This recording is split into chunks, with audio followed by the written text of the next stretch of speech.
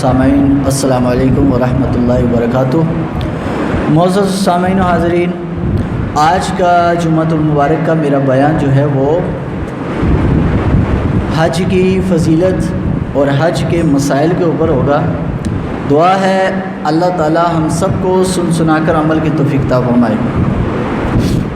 دوستو، مسلمانوں کے اوپر اللہ تعالیٰ نے ارکان دین میں سے یہ 5واں رکن حج ہے، اور یہ ایسا رکن ہے کہ کچھ عبادتیں ہوتی ہیں مالی، وہ مال کے ذریعے سے وہ عبادت ہو سکتی ہے، اور کچھ عبادتیں ہوتی ہیں بدنی جو انسان جسم سے ادا کرتا ہے۔ روزہ بدنی عبادت ہے، بھوک کے ذریعے سے اللہ تعالیٰ کی عبادت ہم کرتے ہیں، اور زکوٰۃ ہے پیسے کی عبادت، مالی عبادت، جو کہ ہم اللہ کے راستے میں زکوٰۃ نکال کے وہ عبادت کرتے ہیں۔ لیکن حج ایک ایسی عبادت ہے جس کا تعلق خالی مال کے ساتھ نہیں ہے، جسم کے ساتھ بھی ہے، یعنی پیسہ ہونا بھی ضروری ہے حج کے لیے، اور حج کے لیے صحت کا ہونا بھی ضروری ہے۔ روزے کا تو یہ ہے نا کہ اگر تم صحت مند نہیں ہو، کمزور ہو، تو تم پہ روزہ فرض نہیں ہے۔ روزہ تو ان پر ہے کہ جو صحت مند ہے، کمزور نہیں ہے، ٹھیک ہے، ان پر روزہ فرض ہے۔ لیکن حج ان لوگوں پر بھی فرض ہے کہ جو صحت مند ہے یا نہیں ہے، دونوں پر ہے۔ تو بہرحال اس کی بحث بعد میں ہم کرتے ہیں۔ سب سے پہلے حج کس کو کہتے ہیں؟ حج کی مختصر سی تعریف مختصر لفظوں میں آپ کے سامنے بیان کروں گا تاکہ ہمیں پتہ چل جائے کہ حج کہتے کس کو ہیں۔ ہم مسلمان ہیں، ہم سے کو پوچھ رہے بھائی حج کس کو کہتے ہیں، تو کیا تعریف بتاتا ہے؟ او جی بس سعودی عرب چلے جانا، یہ حج ہے۔ یہ حج نہیں ہے، حج کی تعریف سنیے۔ حج کیا کہتے ہیں؟ ہوا زیارت مکان مخصوص فی زمان مخصوص بفعل مخصوص۔ حج خاص مقام کی زیارت کرنا، خاص دنوں میں کرنا، اور خاص عمل کے ذریعے سے زیارت کرنے کا نام کیا ہے بھائی؟ حج ہے۔ یعنی حج عمرہ تو جب مرضی بندہ کر سکتا ہے نا، عمرے کے لیے شرط نہیں ہے، لیکن حج کے لیے خاص جگہ، خانہ کعبہ، صفا مروہ کی سعی، منا، مزدلفہ، یوم عرفہ، ان جگہوں کی زیارتیں کرنا، وہاں پر ٹھہرنے کا نام حج ہے۔ خاص دن صرف یہ سال کے ذوالحج کے مہینے میں ہی ہو سکتا ہے، وہ بھی ذوالحج کے خاص دنوں میں، اور خاص عمل کے ذریعے سے، یعنی احرام پہن کے کچھ چیزیں احرام پہننے والا محرم اس پر حرام ہو جاتی ہیں۔ خوشبو لگانا، اپنی بیوی کو ہاتھ لگانا، گناہ کا کام کرنا، ٹھیک ہے، سلے ہوئے کپڑے پہننا حرام ہو گیا۔ اس نے خاص دنوں میں خاص عمل کرنا ہے، تو حج نام ہے خاص جگہ کی زیارت، خاص دنوں میں خاص طریقے سے، خاص انداز سے کرنے کا نام کیا ہے بھائی؟ حج۔ اب میں موٹی تعریف، حج میں کتنی چیزیں فرض ہیں؟ جس طرح نماز میں، غسل میں کچھ چیزیں فرض ہیں، کچھ واجب ہیں، کچھ سنتیں ہیں، اس طرح حج میں بھی ہے۔ حج میں 3 چیزیں فرض ہیں، کتنی بولو؟ 3 چیزیں۔ سب سے پہلے حج کے اندر جو چیز فرض ہے وہ ہے احرام کا پہننا۔ کسی حاجی نے ویکھیا تسی حج کے موقع تے جناب پینٹ کوٹ پا کے آیا ہوئے، وہ پینٹ کوٹ پوری زندگی پہنتا ہوگا، لیکن حج کے موقع پر بھی اس کو ایک مولوی کی طرح، چاہے مولوی ہو، چاہے وہ پینٹ کوٹ والا بندہ ہو، چاہے دنیا دار ہو، چاہے دیندار ہو، سب کو ایک ہی رنگ کا، ایک ہی انداز کا کپڑا پہننا ضروری ہوتا ہے، اور وہ کیا ہے بھائی؟ احرام۔ احرام پہننا کیا ہے اس میں؟ حج میں فرض۔ نمبر 2، وقوف عرفہ۔ وقوف عرفہ، میدان عرفات میں ٹھہرنا، یہ بھی حج کا رکن اعظم ہے۔ رکن اعظم بڑا رکن ہے، میدان عرفات میں ٹھہرنا۔ نمبر 3، طواف زیارت۔ جب آپ پورا کر کے آ گئے، حاجیوں نے ٹنڈ شنڈ کرا دی، اس کے بعد کپڑے پہن لیے، نہا دھو کے طواف زیارہ کر رہے ہیں، تو یہ طواف زیارہ کرنا بھی کیا ہے بھائی؟ فرض ہے۔ احرام، وقوف عرفہ اور طواف زیارہ، یہ تین چیزیں کیا ہے بھائی؟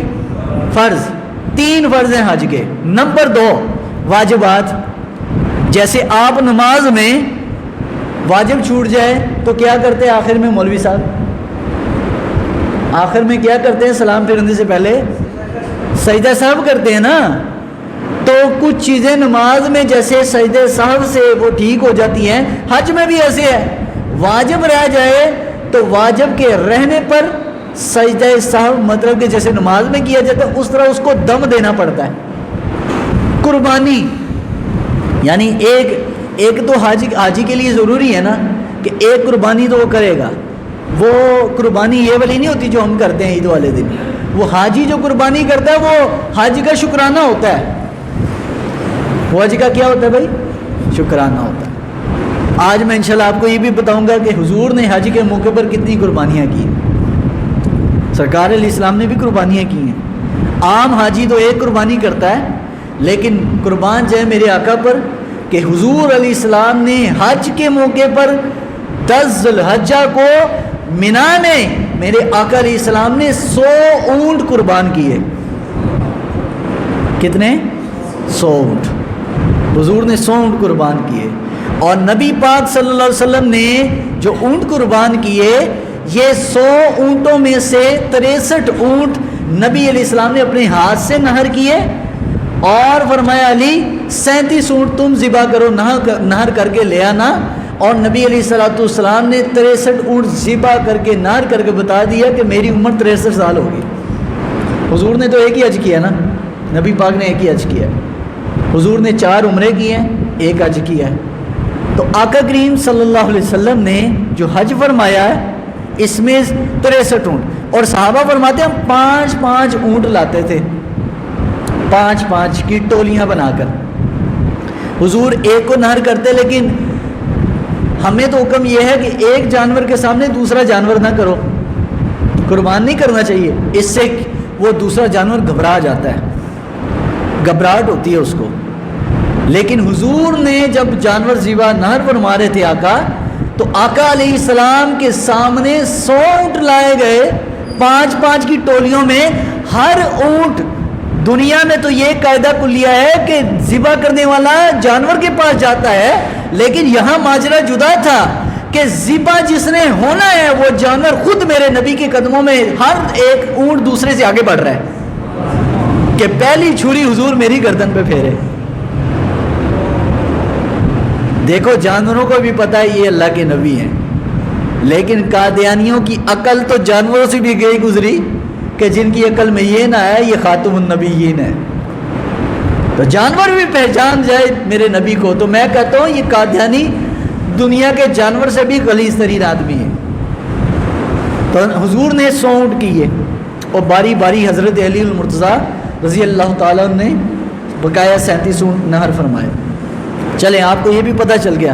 اب میں جو بیان کر رہا تھا 5 چیزیں حج میں واجب ہے، فرض کتنے تھے؟ 3۔ اب یہ 5 چیزیں، نمبر 1 وقوف مزدلفہ، مزدلفہ میں ٹھہرنا۔ نمبر 2 شیطان کو پتھر مارنا۔ اچھا یار یہ بڑی تاریخی بات ہے، ذرا سمجھیے گا۔ حضرت ابراہیم علیہ السلام کے پاس جب وہ شیطان آیا کہ یار کیا بیٹے کو ذبح کرے گا، پہلے بی بی حاجرہ کے پاس آیا، پھر حضرت اسماعیل کے پاس، تیرا ابا تجھے شہید کر دے گا، ذبح کرے گا۔ تینوں کے پاس آیا نا، 3 شیطان بنے ہوئے وہاں پہ، جنہوں نے حج کیا ان کو پتہ ہوگا، 3 بنے ہوئے شیطان۔ اب وہ شیطان تو نہیں ہے نا، وہ تو ایک پلر بنا ہوا ہے، ادھر شیطان آیا تھا۔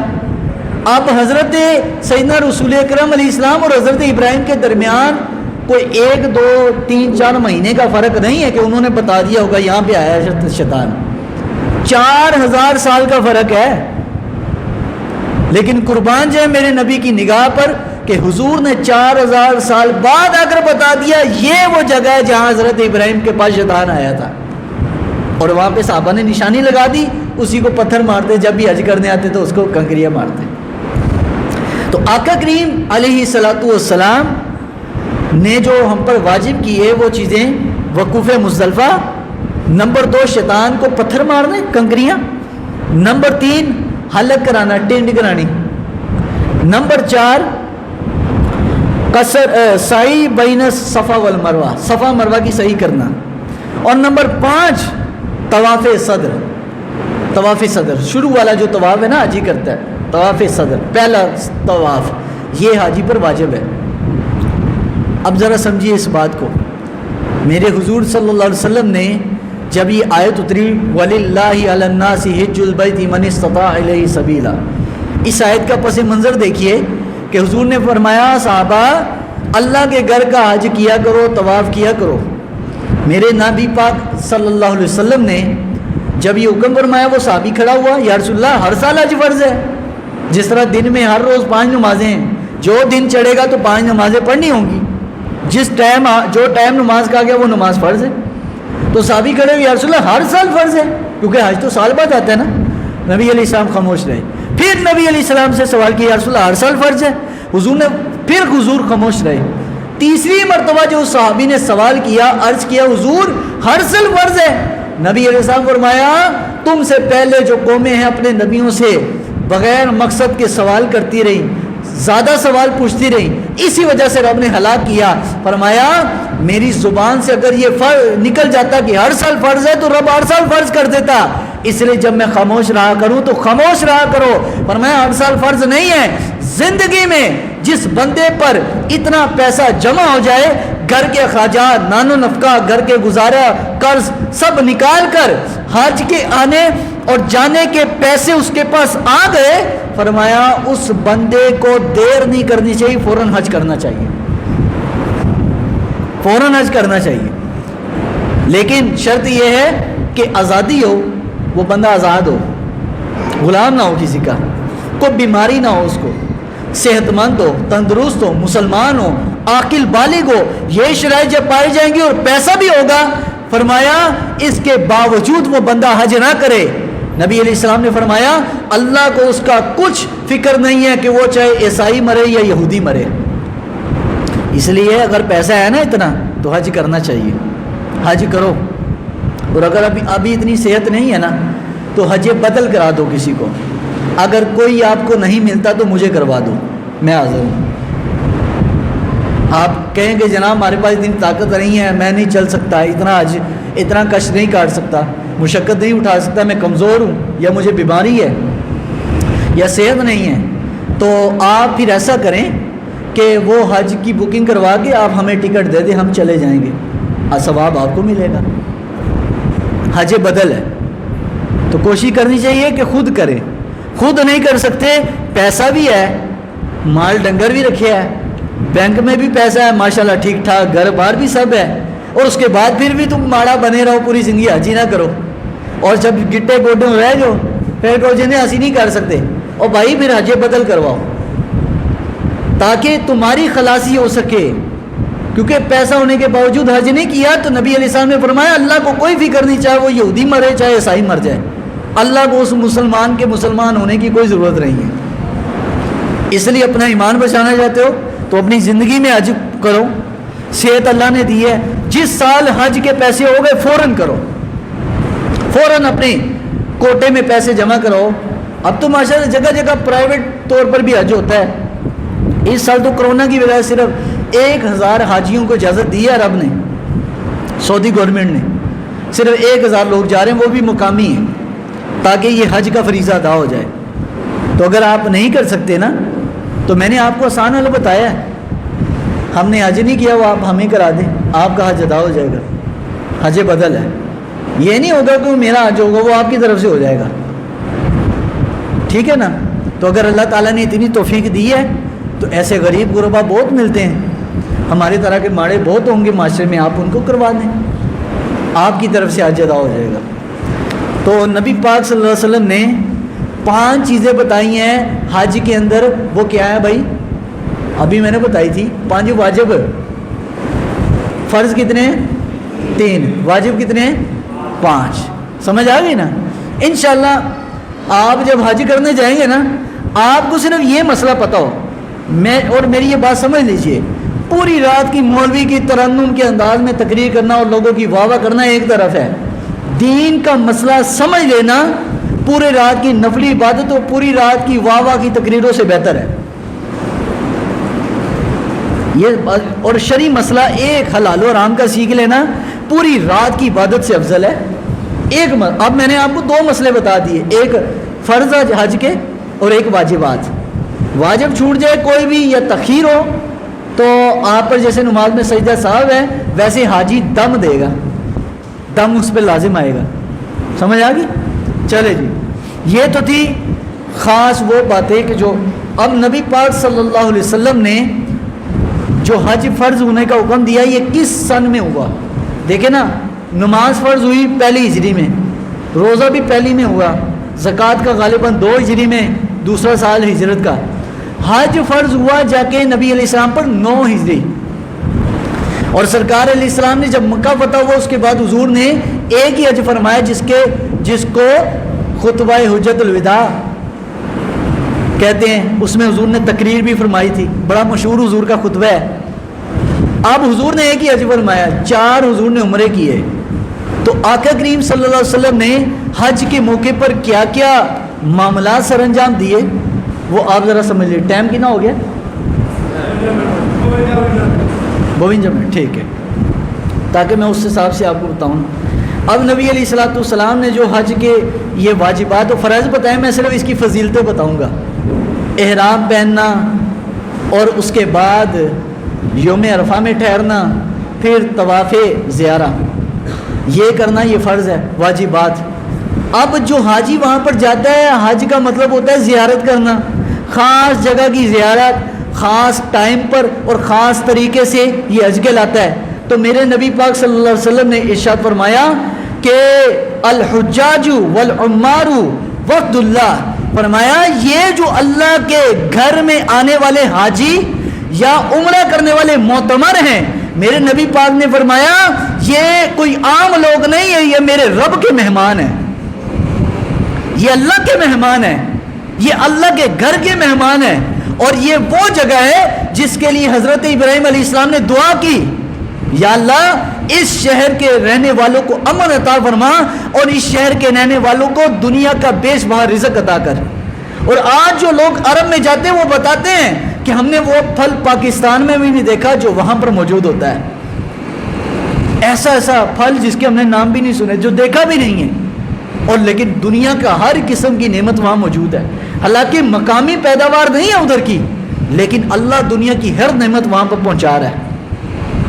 تو سرکار مدینہ علیہ الصلوۃ والسلام نے ارشاد فرمایا کہ من لم یمنع من الحج حاجۃ ظاہرۃ او سلطان جائر او مرض حابس فمات ولم یحج فلیمت ان شاء یہودیا او ان شاء نصرانیا، فرمایا جس بندے کے پاس حج کرنے کی استطاعت تھی، پیسہ تھا، وہ حج کر سکتا تھا، اس کے بعد بھی اس نے اللہ کے گھر کا حج نہ کیا، اس گھر کی زیارت نہ کی، صفا مروہ کی سعی نہ کی، مقام عرفات میں نہ گیا، مزدلفہ نہ دیکھا، منا کو نہ دیکھا اور طواف زیارہ نہ کیا، اور اس نے سر کو حلق نہ کروایا، فرمایا اس کے باوجود بھی اس نے یہ کام نہ کیا، فرمایا اللہ کو کوئی فکر نہیں، وہ چاہے یہودی مرے چاہے عیسائی مرے، اس کے ایمان کی بھی کوئی گارنٹی نہیں ہے۔ اس لیے میں کہتا ہوں حج آپ کی زندگی میں، اگر اس سال تو یہ کرونا کا مسئلہ ہوگا، آئندہ سال کے لیے آپ کوشش کریں۔ اور حضور علیہ الصلوۃ والسلام نے ارشاد فرمایا کہ من دخل البیت دخل فی حسنۃ وخرج من سیئۃ مغفور اللہ، فرمایا جب حاجی اس گھر میں آتا ہے حج بیت اللہ کی نیت سے، جب اس گھر میں داخل ہوتا ہے اور نیکی کی نیت سے آتا ہے، فرمایا وخرج من سیئۃ مغفور اللہ، فرمایا جب اس گھر سے جاتا ہے باہر وہ ایسا ہو جاتا ہے کہ اس کا جسم ہر گناہ سے پاک ہو جاتا ہے، گناہوں سے جسم پاک ہو جاتا ہے، اس کے گناہ جسم سے ختم ہو جاتے ہیں۔ اور حضور نے ارشاد فرمایا قال رسول اللہ صلی اللہ علیہ وسلم فی الحجر، حضور نے اس پتھر جس کو حاجی چومتے ہیں، کیا بولتے ہیں بھائی؟ حجر اسود، اس کو حجر اسود کیوں بولتے ہیں؟ کیونکہ اس کا رنگ کالا ہو گیا، اسود عربی میں بولتے ہیں کالے کو، ابیض بولتے ہیں چٹے کو، یہ تھا تو سفید پتھر، لیکن لوگوں کے گناہ وہ اس نے جذب کر کر کے اس کا رنگ بالکل سیاہ ہو گیا. جو بندہ چومتا ہے اس کے گناہ یہ کھینچ لیتا ہے, اور جب وہ چوم کر علیحدہ ہوتا ہے تو بالکل گناہ سے پاک ہو جاتا ہے. تو سرکار مدینہ علیہ السلام نے ارشاد فرمایا واللہ لا یبعثہ اللہ یوم القیامہ لہ عینان یبصر بہما. فرمایا اللہ کی قسم ضرور اللہ اس کو قیامت والے دن اس پتھر کو لائے گا. لہ عینان یبصر بہما, اللہ اس کو دو آنکھیں دے گا اس پتھر کو, یہ پتھر دیکھے گا.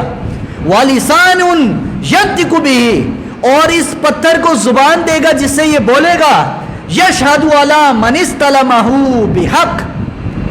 اب جو لوگ نبی کے علم پر اعتراض کرتے ہیں, نبی پاک کے حاضر و ناظر ہونے پر اعتراض کرتے ہیں, ذرا یہ حدیث سنیں. آج وہ بھی ممبروں پر بیٹھ کر چاہے وہابی ہو, دیوبندی ہو, سنی ہو, شیعہ ہو, سب بیان کرتے ہیں, لیکن اس بات پر کسی کی توجہ نہیں گئی کہ نبی پاک نے فرمایا اس کو اللہ آنکھیں دے گا, اس کو زبان دے گا, اور یہ پتھر بولے گا. کیا بولے گا؟ یشہد علی من استلمہ بحق, اس کے حق میں گواہی دے گا جس بندے نے اس کو چوما ہوگا. استلام خالی چومنا نہیں ہوتا. استلام جو حاجی کرتے ہیں نا, آپ کو پتا 50 لاکھ حاجی ہوتا ہے, سارے لوگ تو نہیں چوم پاتے, موقع نہیں ملتا. عمرے پر نہیں لوگوں کو ملتا تو حج تو پھر بھی بڑی مشکل بات ہے. تو اس موقع پر جب استلام ہوتا ہے, یہ حضور نے 4 طریقوں کا بتایا. کتنے؟ استلام کے 4 طریقے. نمبر 1 تو یہ تو ڈرٹ جا کے ہونٹ لگا کے چومو. اور حضرت عمر نے جب اس پتھر کو چوما نا, حجر اسود کو, تو حضرت عمر نے فرمایا یا حجر, اے پتھر, تو ایک پتھر ہے, تو نہ تو مجھے فائدہ دے سکتا ہے نہ نقصان دے سکتا ہے, میں اس لیے تجھے چومتا ہوں کہ میرے نبی نے چوما. جب یہ بات کہی تو حضرت مولا کائنات علی المرتضیٰ نے پیچھے کندھے پہ ہاتھ رکھا اور میں عمر آپ کی بات بھی درست ہے, لیکن میں نے حضور سے سنا اس پتھر کو اللہ قیامت والے دن آنکھ بھی دے گا, اس کو زبان بھی دے گا, اور جس نے اس کو چوما, اور چومنے کے طریقے حضور نے کتنے بتائے بھائی؟ 4. فرمایا پہلا ہونٹوں سے, نمبر 2 زیادہ رشتہ وہ چوم نہیں پایا, ہاتھ لگا کے ہاتھوں کو چوم لیا. نمبر 3 وہ بندہ کسی سواری پر سوار ہے, اپنی چھڑی کو لگایا, چھڑی کو چوم لیا. نمبر 4 اتنا زیادہ رشتہ بہت زیادہ دور ہے اس سے, حجر اسود کے سامنے جا کر ایسے کیا, استلام ہو گیا. اب استلام کا لفظ بولا حضور نے تقبل کا لفظ نہیں بولا کہ چوما ہونٹوں سے, فرمایا استلام 4 طریقوں سے. اب جس نے اس کو چوما, جس نے ہاتھ لگایا, جس نے چھڑی لگائی, جس نے دور سے اشارہ کیا, فرمایا یشہد علی من استلمہ بحق. فرمایا یہ پتھر قیامت والے دن استلام کرنے والوں کی, قیامت تک آنے والے مسلمانوں کی گواہی دے گا اور اپنے ساتھ جنت میں لے کے جائے گا. اب بتاؤ مجھے اس پتھر کو یہ پاور کہاں سے ملی؟ کوئی ٹیکنالوجی ہے اس کے اندر؟ جیسے آپ آج کل وہ انگلی لگاؤ, تھم لگاؤ تو شناختی کارڈ لینا ہو یا کہیں پر سم نکلوانی ہو تو وہ بالکل کریکٹ ہو جاتا ہے, ہاں یار یہ وہی بندہ ہے جس کا شناختی کارڈ نمبر ہے, وہی بندہ ہے. ہاں جی, وہ بالکل مشین بتا دیتی ہے. یہ ATM مشین نہیں ہے, یہ حجر ہے, پتھر, یہ کوئی ٹیکنالوجی نہیں ہے. لیکن مجھے بتاؤ یار اس پتھر کو یہ پاور کہاں سے ملی؟ اس پتھر کو یہ پاور میرے نبی نے جب چوما, اللہ تعالیٰ نے اس کو یہ پاور دے دی, قیامت تک جتنے مسلمان آئیں گے سب کا یہ نام بھی لے گا, ان کی گواہی بھی دے گا. ہر سال لاکھوں کروڑوں حاجی جاتے ہیں, عمرے پر بھی حج پر بھی, سب کی یہ گواہی دے گا. تو بتاؤ جس پتھر کو میرا نبی چوم لے اس کے علم کی انسان حد کو نہیں پا سکتا. خود بتاؤ میرے نبی کے علم کا مقام کیا ہوگا؟ کہ آقا کریم صلی اللہ علیہ وسلم کا علم کہ حضور نے ایک مرتبہ اس پتھر کو چوما, صرف چومنے سے ہی اس کو یہ پاور مل گئی. تو خود بتاؤ جس حسن و حسین کو حضور نے چوما ان کے علم کا کیا عالم ہوگا. اور اس سے بھی آگے بڑھیے, جس ابو بکر و عمر کو میرے نبی نے اپنی آنکھ اور اپنی کان کہا، ان کے علم کا کیا شان ہوگی؟ حضور نے اپنی آنکھ اور اپنی کان کہا، ابو بکر و عمر، ٹھیک ہے، حسنین کریمین کو حضور نے خوشبو کہا، اپنا پھول کہا، حضور چومتے تھے۔ اور یار جس پتھر کو ایک باری چوما اس کا علم عقل سے آگے ہے، تو جن کو بار بار نبی چومتے رہے ان کے علم کی شان کیا ہوگی؟ تو یہ انگوٹھا چومنا بھی ہم اس لیے کہ حضور کا نام آتا ہے، اور یہ سیدنا صدیق اکبر کی سنت ہے، کو فرض واجب ہے کہ مستحب عمل ہے۔ ایک ضعیف روایت ہے انگوٹھے چومنے کے بارے میں، تو ضعیف روایت پر فضائل کے اندر عمل ہو سکتا ہے، حلال و حرام میں نہیں ہو سکتا۔ ہم کہتے ہیں یہ مستحب ہے، ہم اس کو فرض واجب نہیں کہتے۔ مستحب ہے، چومو گے تو ٹھیک ہے، نہیں چومو گے تو کوئی مسئلہ نہیں۔ اپنی اپنی محبت کی بات ہے صاحب، جنہوں نے نبی علیہ السلام کی ایک سنت کو سمجھتے ہوئے ایک مرتبہ چوم لیا تو قیامت والے دن ان کی گواہی ہوگا۔ تو یار قیامت کو تو ہاتھوں نے بھی گواہی دینی ہے، تو ہاتھوں ہاتھ گواہی دے گا، یا اللہ اس نے جب بھی تیرے محبوب کا نام آتا تھا یہ انگوٹھوں کو چوما کرتا تھا۔ ہر چیز گواہی دے، قیامت کو زبان بند ہوگی، ہاتھ، آنکھ، کان، ہر شے گواہی دے گی۔ تو بہر کہنے کی بات یہ ہے کہ حضور نے فرمایا کہ جب بندہ اس گھر کا حج کرتا ہے، آخری حدیث، ابھی بات میری حج پر پوری نہیں ہوئی لیکن انشاءاللہ پھر کبھی صحیح، تو فرمایا جس بندے نے حج بیت اللہ کر لیا، جب وہ بندہ آتا ہے ایسا ہو جاتا ہے جس طرح آج ہی اپنی ماں کے